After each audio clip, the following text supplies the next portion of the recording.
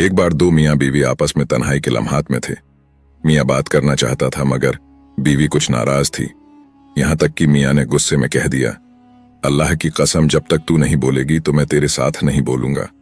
जब मियाँ ने कसम उठाई तो बीवी ने भी कसम उठा दी कि अल्लाह की कसम जब तक तू पहले नहीं बोलेगा मैं भी नहीं बोलूंगी। अब वह भी चुप यह भी चुप। रात तो गुजर गई।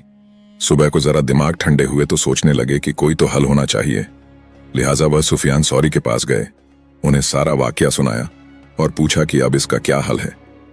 फरमाया दोनों में से जो पहल करेगा वह हानिस हो जाएगा। उस दौर में जो हानिस बन जाता था उसकी गवाही कबूल नहीं की जाती थी क्योंकि वह समाज में एतबार के काबिल नहीं रहता था। लिहाजा दोनों की ख्वाहिश थी कि कसम हमारी न टूटे। अब दोनों परेशान। खाविंद को ख्याल आया कि इमाम अबू हनीफा से पूछना चाहिए। लिहाजा उनके पास पहुंचा तो हजरत ने पूछा, क्या हुआ? कहने लगा, हजरत मैं बीवी को बुला रहा था मगर वह बोलती नहीं थी, मानती नहीं थी। मैंने गुस्से में अल्लाह की कसम उठाई कि जब तक तू मुझसे नहीं बोलेगी मैं तुझसे नहीं बोलूंगा। वह तो लड़ने के लिए पहले ही तैयार थी। उसने भी कसम उठाई कि जब तक तू ना बोलेगा मैं भी नहीं बोलूंगी। अब हम फंसे हुए हैं।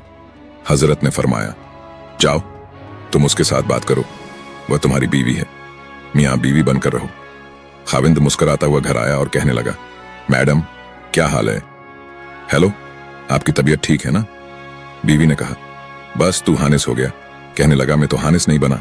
उसने कहा, वह क्यों? कहने लगा, मैं इमाम अबू हनीफा से पूछ कर आया हूं। उस दौर में इल्मी जौकू बहुत ज्यादा था। बीवी कहने लगी, अच्छा मैं भी जाकर मसला पूछती हूँ। मियाँ बीवी पहले सुफियान सौरी के पास पहुंचे। उनको जाकर बताया तो वह कहने लगे, अबू हनीफा तो हराम को हलाल करता फिर रहा है, चलो मैं भी तुम्हारे साथ चलता हूं। उन्होंने कैसे मसला बता दिया। जब ये सब इमाम अबू हनीफा रहमतुल्लाह के पास पहुंचे तो सुफियान सौरी ने कहा, अबू हनीफा तुमने हराम को कैसे हलाल कर दिया? इमाम अबू हनीफा मुस्कुराकर कहने लगे, हजरत मैंने तो हराम को हलाल नहीं किया, हलाल को हलाल कहाँ है? आप इनसे सुने तो सही, वे क्या कह रहे हैं। हजरत सुफियान सौरी ने उनसे पूछा कि क्या कह रहे हैं। इमाम अबू हनीफा ने कहा, हजरत पहले तो खाविंद ने कहा कि जब तक तू नहीं बोलेगी मैं तुझसे नहीं बालूंगा। इसके जवाब में बीवी ने भी कसम उठा दी। आप देखें तो सही कि वह किससे बात करते हुए कसम उठा रही है।